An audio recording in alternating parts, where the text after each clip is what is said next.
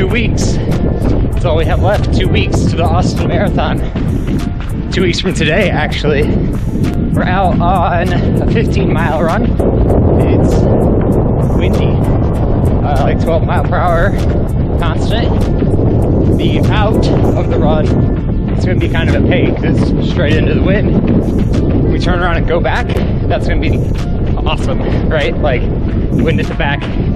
But anyways, we're kind of in that temperature range where it's tough because going into the run, I need this extra jacket. It's like 19, 20 degrees Fahrenheit with a wind chill of like 7 or 8. But when we turn around and run with the wind, I'm definitely gonna be overheating. So kind of a weird temperature range given the route. Anyway, let's get this run done. Talk to you later.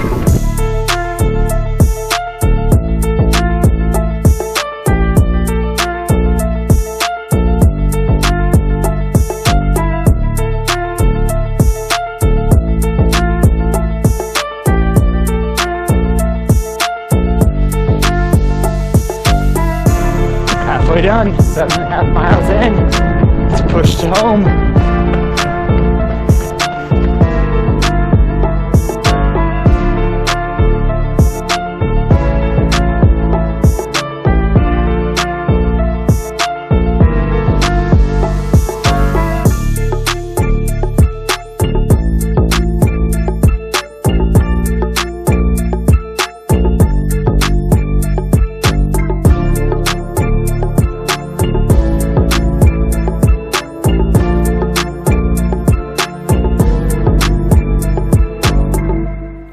.01 miles, 7 minutes and 58 seconds per mile for today's run. Hey, how's it going? Andy Hahn here. Thanks for stopping by the channel. For those of you who are new, this is my personal channel that mostly focuses on running, at least for the time being. And specifically, we are focused on the Austin 2022 marathon, which is on February 20th, 3 days after my birthday. And it's going to be my second crack at the marathon. The first one was the 2021 Chicago Marathon. Ran that one in 3 hours, 23 minutes, and 32 seconds. It's kind of a fun little number thing, right? 3-2-3-3-2. But yeah, so pretty solid crack, especially for someone who is pretty new to like kind of distance running. Let me give you kind of the quick backstory, right? I've talked about this a little bit before, but I think now, 2 weeks out from the second attempt at the marathon, is a good time to go through that story again. And I'll keep it quick. So, in high school, right, like I ran track, but I was like a 400-meter runner. Okay, but not great, right? Small town in Missouri in the mid-2000s, I guess. Kind of like a 51-ish, maybe a little bit faster and a little bit slower. I mean, I know I for sure ran under 52. I can't remember whether or not I ran under 51, but I came really close to 51 at the bare minimum. It's kind of hard for me to find the records from back then because, like, small town in Missouri, they weren't published anywhere, right? But anyway, went to college, no running at all. No club running. I went to the University of Missouri, obviously, like, didn't run, like, that's not fast enough to run on their track team, and I wasn't a distance runner at the time, so I played like club sports, played some pickup basketball, that sort of stuff to try to stay in shape. When got to law school and moved to St. Louis, I picked up a sport called hurling. It's like one of the Irish national sports. It's amazing. If there's a club in your town, you should 100% give it a try. But no distance running at all there either. And then we moved up here to Chicago, still no running, and we kind of get to like late 2019. Now the whole time, right, I graduated high school in 2006 to 2019, basically no structured running, right? Like track was done, didn't run in college, didn't run after college, didn't run really at all of 2019. I think I had done 3 5Ks, and that was it. And I think my PR was like 24 or 25 seconds because I was incredibly out of shape, right? I remember one of them, like, I was trying hard, really hard, and I ran in like 30 minutes and like 10 seconds or something like that. But anyway, kind of 2 things happened in late 2019. One, my wife and I road tripped out west, like a hiking road trip, and I was dying. like small trails, easy trails. I know we're at elevation compared to Chicago, like out in the mountains, but anything was just incredibly hard for me. So that was like a pretty big reality check. And then just a few weeks later, I was at a firm retreat. So I'm a lawyer by trade. Right now I'm in-house, so I don't have like the billable hour, and I don't work at a law firm and all that sort of stuff. But I used to. And we were at a firm retreat, and I remembered seeing pictures from the firm retreat and just thinking to myself, like, who is that person? Because, you know, like, all the way from high school through, I don't know, probably 2000 and probably about 10 years, right? From 2006 to 2016, I think I basically stayed between like 155 and 165, 165 pounds. And then by the time late 2019 rolled around, I was like about 210 pounds. So I put on like quite a bit of weight over the course of like a pretty small time. And when I saw these pictures of myself, you know, like it was the second kind of reality check after the hiking trip that like something needed to change. And so my wife has run quite a few like half marathons and 5Ks and that sort of stuff. So, and I would like reluctantly go on a few runs with her, but I decided, you know, let's give this like running thing a try. So basically like November-ish of 2019 is when I really started trying to run distance. It's kind of fun. I see like Facebook memories or Google photo memories moments like pop up from 2019. So, you know, now a little over 2 years and 2 months, 3 months ago. And like I see the times and the distances, and I was like so proud. And I mean, you should be proud, right? Like running 3 miles is a long way. Running 5 miles is a long way, but I would be doing 3 or 5 miles and like dying in 2019, and was like so proud of just like taking steps in the right direction. And those steps just like kept going and piling on, all that sort of stuff. And here we are, right? 2022, and we're looking to Austin, and we're 2 weeks away. So that was a little bit of a long tail, but we're here now.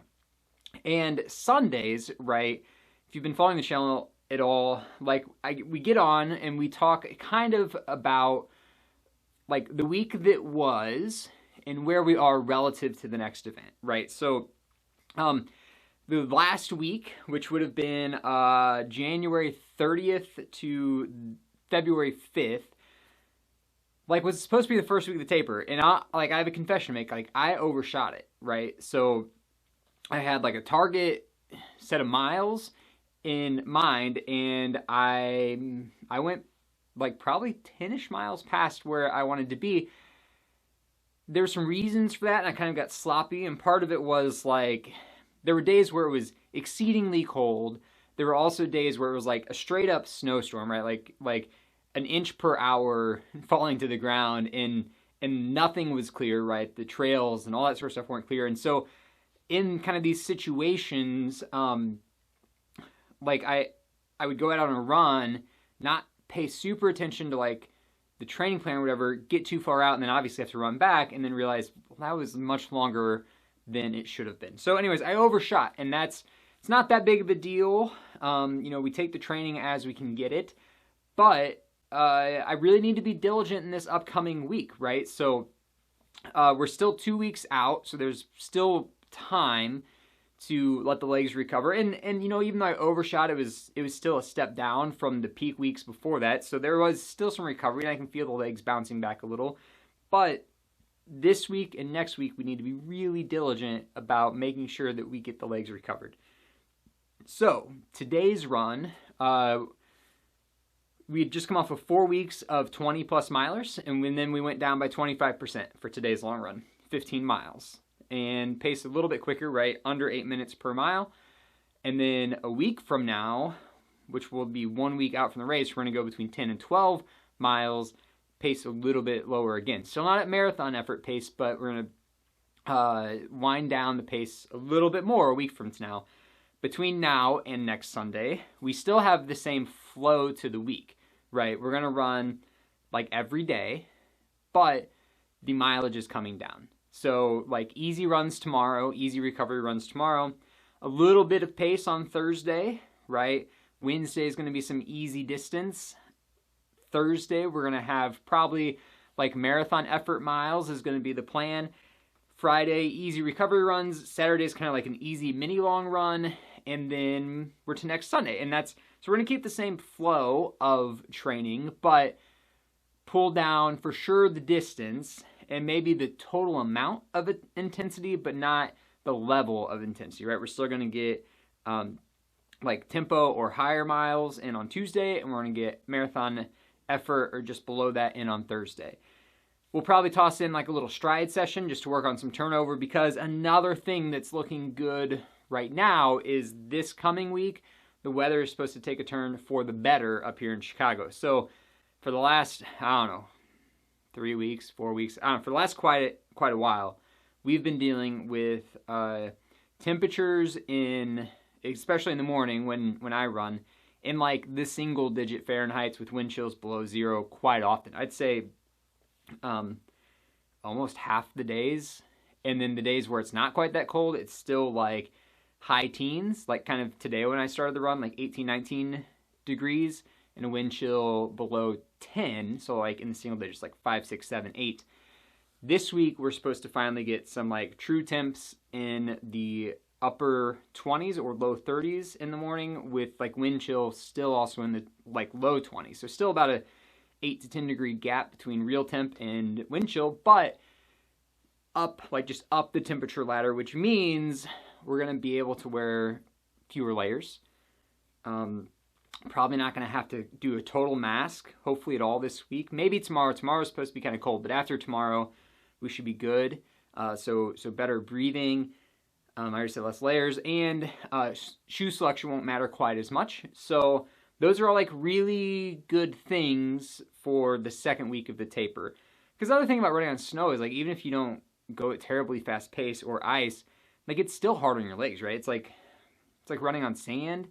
I mean, it's not exactly running on sand, but it's similar, right? Where it's more effort per pace than without, right? So anyway, this week's looking pretty good for really kind of getting the legs recovered, still getting some effective workouts in, and then going forward. Now, the one thing I will say, and I admit this, it's my understanding, and I'll have to do more research, that basically it takes your body about 13 to 14 days on average to fully realize the benefit of any given workout.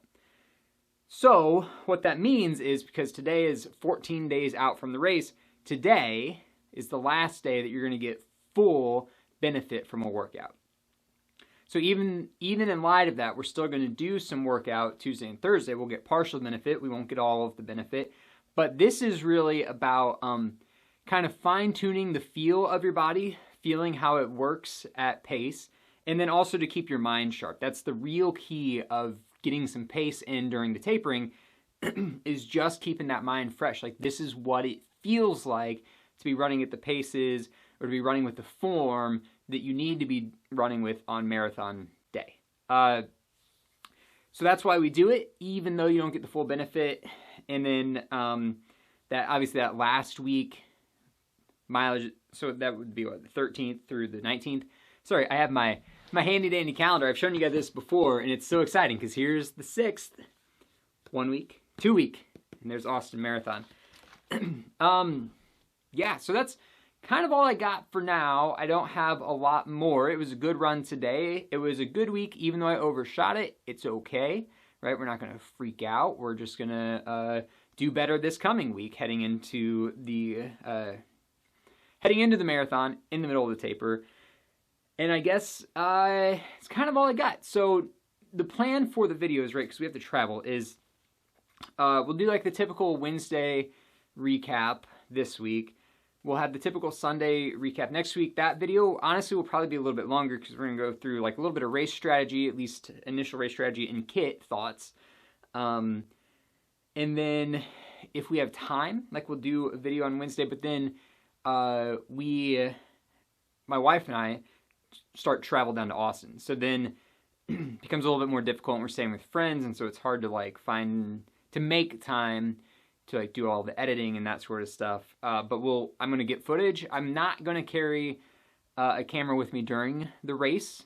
I've debated a lot about that, but I think I'm just not gonna do that. And but we'll still try to get footage from the weekend and put together like a race video and then a recap video, and it should be a good time after the race. So that's kind of where we're at. Thanks so much for watching. I look forward to it. I hope all of your training is going great. I hope whatever races are coming up that you're feeling good about it, because I'm feeling pretty good about Austin. I think I'm in a good place. But anyway, I'm gonna let you go before I sneeze, because I can like feel it coming on. Have a great day. I'd appreciate it if you subscribe, like this video, leave a comment in the section below, and I will talk to you in the next one. Bye.